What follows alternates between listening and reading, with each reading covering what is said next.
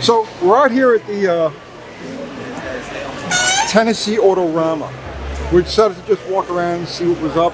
We could pick up some parts and whatnot. And as we're walking through this show section, I come across this thing. Here, watch out. Get a shot of this. This just made me smile. It's beautiful. Perfect early 1970s street freak. And this is Pierre Jansen. This is the guy that created this thing. And it's got a story behind it. So the story is, I bought the car. It drove. Paid $1,000 for it. Took it home. When did you do this? This was like in 2020, 19 maybe. Okay, so it was only like 2 years ago. Oh yeah. All right. So I brought it home because I wasn't really looking for nothing. I just flipping through Marketplace like most of us do, and it showed up. So I'm like, hey, that thing's cool. So I ended up going to buy it, but I really didn't have no plans on what I was going to do with it. Now this was a completely stock car. Yeah. Kathy will put the picture on. Drivable, air conditioning and everything. So I got it home and I met my friends that are here today. So we're sitting around down here at the Redneck Rumble, eating lunch. And I said, you know, I really don't have no plans for this thing, but well, I would really love to make it a gasser. But I don't have the technology to do all of it. You're a body guy. I paint. Yeah, you're a painter. I paint. I can paint anything. The paint on this thing is just, there's no way you guys can capture like the amazingness of this paint through video. You gotta actually see it in real life. This has gotta be amazing in daylight. Oh yeah, it is. Yeah. So by the time we got done eating lunch, they said, well, why don't you just build it? And I said, well, I don't know how to do all that, but they said, well, we can do it. I said, really? So by the time we got done eating, we already had a motor for it. We had the rear end, what was going to do, how was going to do this, and I said, well, here's the deal. It has to look like a toy or Hot Wheels. That's what I want it to end up looking like. And as far as I know, everybody says that looks like a toy. It looks like a toy. It's perfect. I mean, who else does a gasser Pinto Wagon? I've seen a lot of race cars, but no gasser. Let's walk around this thing real quick. Well, this would be more of a street freak than a gasser. Because like the gasser era would have ended before this body style even came along. Well, 72. Well, So, by that time they were down in the front. Yeah. Actually, they used to have the wheel openings cut. Right? Yeah. And I built a lot of models when I was a kid, and I always liked them. Right. And this is actually the first paint job I've ever done. I've been painting for 35 years, but this is what I want to do. It's amazing. Yeah. But yeah, it's like the perfect street freak because that's the era this would have been, 72, 73, 74. Perfect. Yeah. So let's get a tour of the car real quick. All right. So 302. Okay. Late model Mustang 5.0 roller motor. One of the guys that I know, one of my friends, just got a car off eBay. Never seen the car, but he was going to put another motor in it anyhow. He said, well, at the lunch we were having, he said, well, why don't I just give you that motor? You paint my Caliente. I said, okay. So the tunnel ram, carburetors, found them on Marketplace, bought them, put it all together, and this kind of went for the whole frame's been built by Kenny. Kenny is here somewhere on the shop floor in his garage. No special nothing, just on the floor. On the floor. Old school. Yeah. Old school. That's how you would do it. Like, one of the coolest things is the steering linkage goes through the motor mount. Because there wasn't room to put it nowhere else, so it goes through the motor mount. No. Yes. I don't think so. Can you see it? That's beautiful. Yeah. And I asked him, I said, There ain't no big sure? one. He said, That's perfection. 289 or Now, does it run as good as it looks? oh, yeah. Yeah. Shake it up and go. Since you guys are videoing, maybe I'll fire it up here a little bit and you can hear it. How about that? Perfect. Yeah. But other than that, I want it to look 70s, like, the gauges on the cap. I had to have that. The Big Daddy tack. The what? The Big Daddy. Well, it's not really an authentic one, but I wanted that, so I painted that tack to make it look. says it on there. That's perfect. And I got to put a shout out to Schoenfield headers. They don't make headers for this car. So Kenny called them on the phone, getting the measurements on everything under here. Right. They built the headers, and look how good they fit. It's perfection. Oh yeah. No, and he was happy. What are these front rims? Off Marketplace, just go down to Birmingham and pick them up. They look like vintage Ansons. Yeah, the old ETs. Yeah, they're easy right. to knock. Right. And what's this axle ladder? What's the axle out of? It's bought off Speedway. Okay. Yeah, So it's just a kit. Yeah, just The a front kit, end. disc brakes. How fast These will the thing pipes go? here, the chrome part. I was at the swap meet here at the Redneck Rumble, walking around just looking for anything.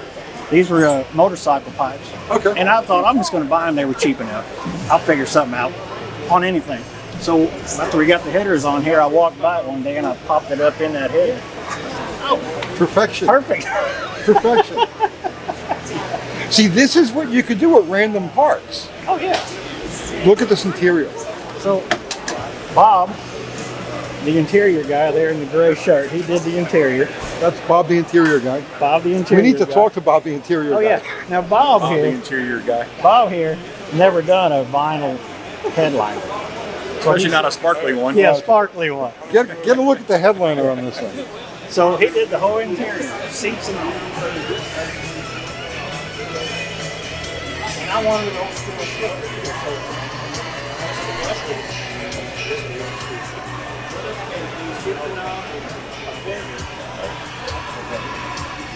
So the shifter knob, there was a vendor here at the Redneck Rumble, gave me that shifter knob. It's a 60s model, rubber coated, big flake, and he said, you know, that'll look good in your car if you want it. Yes, I want it. The rear end, 8 3/4. Bob actually went to the pull part, got the rear end, 8 3/4 Ford good.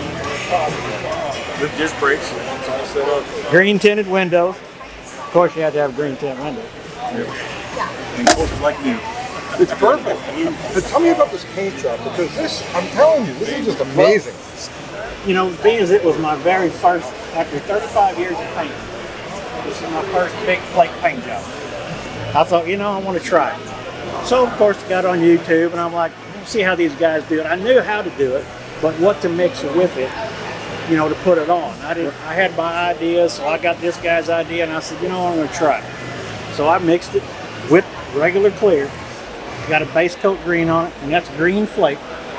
So I'm like, all right, 5, 6, 7 coats of flake, 5, 6, 7 coats of clear, sand all that, tape the stripes up on it, painted them on there, 3 more coats of clear, sanded all that, 4 more coats of clear. I think I ended up with 17 coats of clear. 17 coats. Because the flake was so big, it was like painting over asphalt. So you got to sand it flat and then re-clear it on there. It's all lumpy. Like I said, guys, you cannot appreciate, there's no way this paint job is going to transfer to video the way it does in real life. And we're not even outside. This is regular forest. Okay. And of course, I had to keep some luggage. You got to have a luggage rack on it. But the whole car was in such great shape when I brought it home. I took the whole car apart and never broke one bolt in the whole car. That's what kind of shape this car was in. Hubcaps, all 4 hubcaps are on it. All the trim is original trim. I love the fact that you did it improvised. There's so much that's just improvised on this car. yeah. And it comes off perfect. Oh yeah. Like, you know, when Kenny built the frame and all, and you know, Pintos never had V8s in it. So, when you build one thing, well, the next thing don't fit. Right. So you have to figure out how to build that. And then when you do that, the next thing don't fit. But, you know, it all worked out. But the fact that you did it in such a short period of Oh yeah, time. 9 months. 9 months. Yeah. 9 months Part-time. building this. And Part-time. everybody had full-time jobs. Yeah. How much you figure total was wrapped up in this car?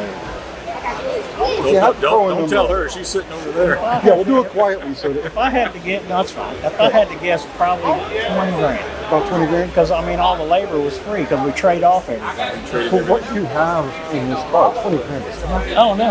Nothing. And Dennis Roth, I don't know, you probably met Dennis Roth. It's I've one of never met Ed him. Roth's sons. Yeah, I know He's here him. all the time. Well, that's his flake that I bought to put Okay. on here.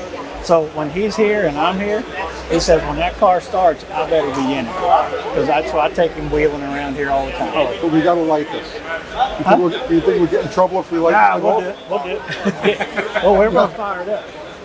Oh, yeah, for sure. Hey, Carrie. You might want to warn everybody. Tell them.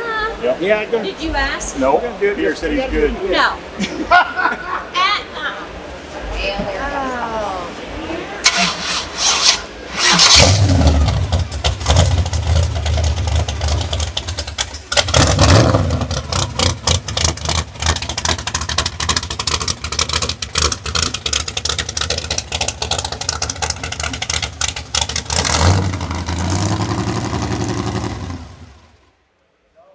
Perfect. Perfect. Perfect. Every time it sounds like you're missing 4 spark plugs, that's perfect. Are those the Edelbrock dual quad specific carburetors? Are they 500s? Or 650s. 650s? When I bought the tunnel ram, they came with two barrels. They were 500 apiece, sitting on 4-barrel plates. Right. The guy machined them, they work. So that's why I bought it. Well, them ain't been on here 2 weeks. And I said, you know what? I think I want some 4 barrels on here. And oh my God, it turned this car into something now. I mean, it ran good with them on there, but whew. Yeah. And with the stock gas tank, it's just pretty much from gas station to gas station, but you know. So you paint cars for a living, that's your business? I do it on the side now. Okay. So I have a normal, regular job, and then I do this at home. Well, let's say somebody wanted you to paint the car for them. Can you do that? Why don't you tell them how to get in touch with you? It's my name's Pierre. You can email me at ratfiend@gmail.com. Email me that. Ask me anything you want to know. Bro, thank you so much for the tour of your car. You bet, man. I'm telling you, this really put a smile on my face. It's perfection. Oh, It's I love perfection. it. I love it too. Well, that's it, guys. Hope you dig it as much as I do. See you tomorrow.